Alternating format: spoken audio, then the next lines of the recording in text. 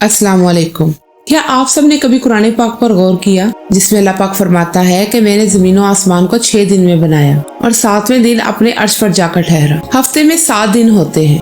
हर में काबा के गिर्द तवाफ के वक्त 7 चक्कर लगाए जाते हैं और सफा और मरवा पहाड़ियों पर 7-7 चक्कर लगाने का हुक्म दिया गया है। हज के दिनों में शैतान के हर एक इलामती पिलर को 7 कंकड़ियां मारने का हुक्म दिया गया है। सूरह फातिहा, जिसे तौहीद की बुनियाद कहा जाता है, जो कि इतनी अहम है कि मुसलमान दिन में 5 मरतबा नमाज अदा करते वक्त हर रकत में से पढ़ते हैं। इस सूरत की 7 आयात हैं और 21 हरूफ, जो कि 3 और 7 का मल्टीपल है। इसी तरह 7 साल के बच्चे को नमाज पढ़ाने का हुक्म दिया गया है। जन्नत और जहन्नुम के 7-7 दरवाजे हैं और इनके 7-7 दर्जे हैं।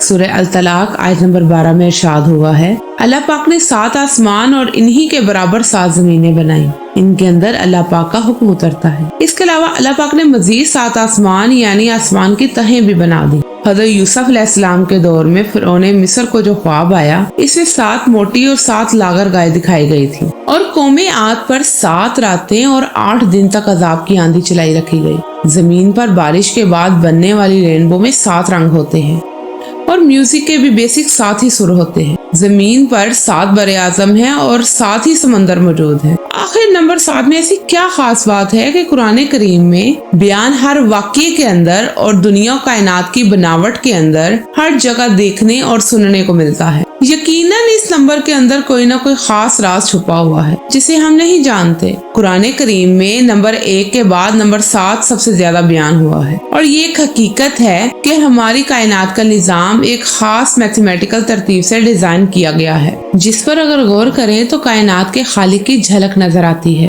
आसान अल्फाज में इस्लामी स्कॉलर्स और साइंसदानों के लिए नंबर 7 किसी पहेली से कम नहीं है। शायद हम इंसानों का दिमाग इतनी गहराई तक जा ही नहीं सका कि इस पहेली का जवाब तलाश कर सके।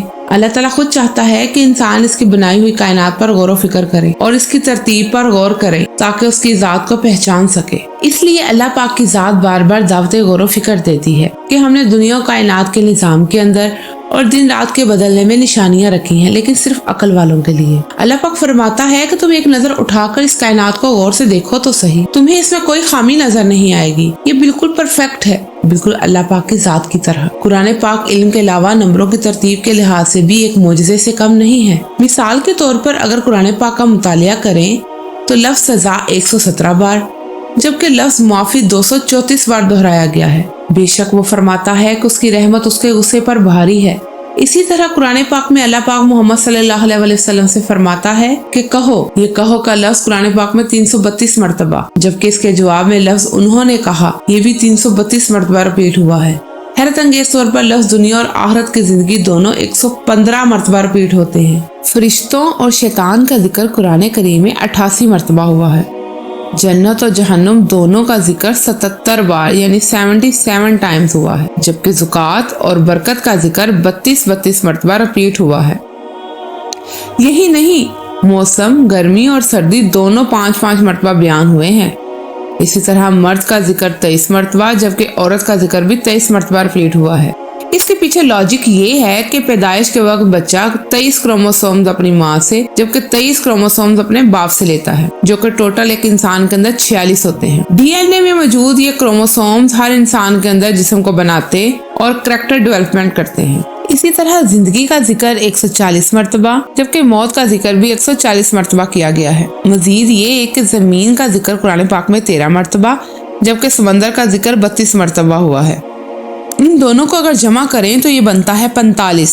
अगर जमीन के जिक्र यानी 13 को हम तकसीम करें 45 से तो ये बनता है 0.288। और इसी तरह अगर हम समंदर के जिक्र 32 मरतबा को हम 45 से तकसीम करें तो ये निकलता है 0.71%। और हम सब जानते हैं कि जमीन पर खुश्की 28.8% है और समंदर 71% हिस्से पर मौजूद है। अल्लाह अकबर। क्या अब भी कोई कह सकता है कि ये महज एक इत्तफाक है? इसके अलावा भी कुरान करीम के और बेतहाशा मौजज़ात मौजूद हैं जो ये साबित करते हैं कि ये किताब अल्लाह पाक की है। इस कायनात को तख्लीक करने वाली उसी की जात है, लेकिन सिर्फ अकल वालों के लिए इसमें निशानियां हैं। बाकियों के लिए, जिनकी आंखों पर पट्टी और दिल पर मोहर है, इनके लिए महज एक इत्तफाक है, जैसा कि इनका दुनिया में आना। अल्लाह पाक से दुआ है कि वो हमें समझने और गौर व फिक्र करने की तौफीक अता फरमाए और इसके साथ साथ नेक अमाल करने की भी तौफीक दे। आमीन। मुझे उम्मीद है कि आज की वीडियो बहुत इंफॉर्मेटिव हुई होगी। اللہ حافظ.